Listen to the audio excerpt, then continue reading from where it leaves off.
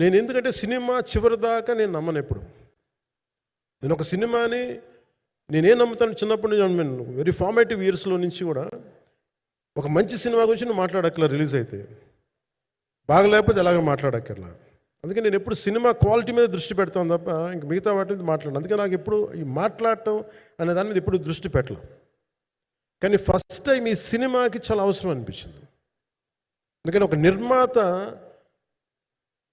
నిర్మాతలు కనుమరుగవుతున్న ఈ సమయంలో ఒక బలమైన సినిమా తీసి ఒడిదుడుకుల్ని తట్టుకోగలిగి ఒక నిర్మాత కనుమరుగవ్వకూడదు. ఆయన పక్కన ఏది ఉండాలో అండగా ఉండాలని చెప్పేసి నేను అన్నీ వదిలి, ఇంత బిజీ షెడ్యూల్స్ అన్నీ వదిలేసి, ఒకవైపు నన్ను నా ప్రత్యర్థులు తిడుతున్నా కానీ, సినిమాలకు వెళ్ళిపోయిన తిడుతున్నా కానీ, ఇదేంటంటే నాకు అన్నం పెట్టింది ఇది నాకు నా సినిమా పరిశ్రమ. అంటే ఇక్కడున్న మిత్రులందరూ కూడా చాలామందికి నేను ఇండివిజువల్ ఇంటర్వ్యూస్ ఇచ్చాను. నేను చాలాసార్లు నాగేంద్ర కానీ మీరు కానీ చాలామందికి, వీళ్ళందరూ చాలామందికి నేను వ్యక్తిగతంగా తెలుసు. కాకపోతే నాకు సినిమా అంటే నేను సినిమా గురించి ఎక్కువ చెప్పలేక ఎక్కువ మాట్లాడలేను. కానీ బట్ నాకు నిజంగా సినిమా మీద అపారమైన గౌరవం, సినిమా మీద అపారమైన ఆసక్తి, నాకు ప్రాణవాయువు అది. Story telling is a necessity for all each and every individual.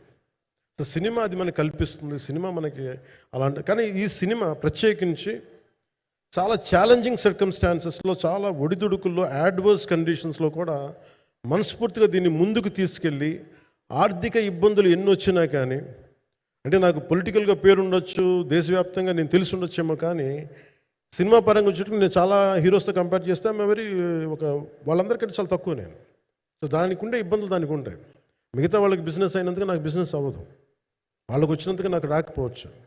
ఎందుకంటే నా దృష్టి, నా కాంపిటేటివ్నెస్ ఎప్పుడు నేను సినిమాల మీద పెట్టలేదు. నేను ఇప్పుడు సొసైటీ పొలిటికల్ ప్రాసెస్ పెట్టాను, కానీ ఎప్పుడు సినిమా మీద నేను ఎంత ఉండాలనేది నేను ఎప్పుడు పెట్టలేదు.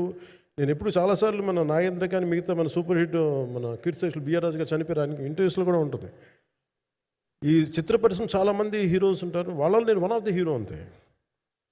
నాది ఒక సంవత్సరంలో ఒక ఫ్రైడే, ఒక థర్స్డే రిలీజ్ అవుతుంది అంతే, అంతకుమించి తప్ప ఇది అందరి పరిశ్రమ, అందరూ రావాలి అలాంటిది నేను కోరుకునేవాడిని నేను.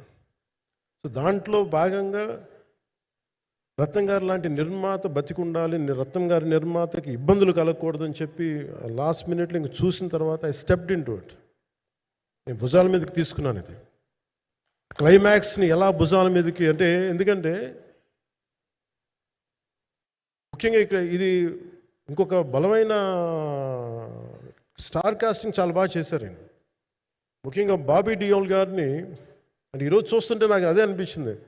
ఈరోజు మన ప్రెస్ మీట్ కూడా నేను వచ్చాను. అందరూ ఎంత బిజీగా ఉన్నారని కొన్ని రాత్రుల నుంచి నిద్రలేదు.